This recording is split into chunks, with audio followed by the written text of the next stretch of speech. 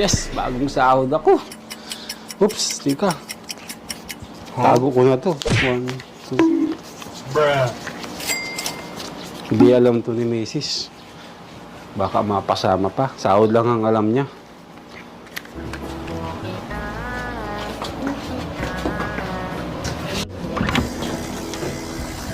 Kumusta?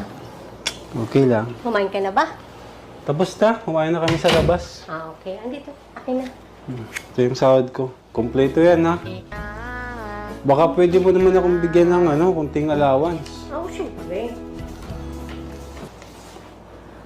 Kulang to Bakit? Kompleto yan, ha? Yan lang naman ang sahod ko, ha? Nag-text sa akin si kumpare. May natanggap daw kayong CDP. Nasaan na? CDP? Oo. Paano mo nalaman yun? Nag-text nga sa akin si kumpare na may natanggap nga daw kayong CDP ngayon. Kaya akin na nasa na.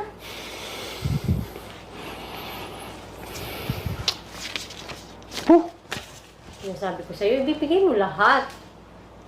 sa susunod, ikaw na rin ang kumuha ng sahod ni kumpare, ha?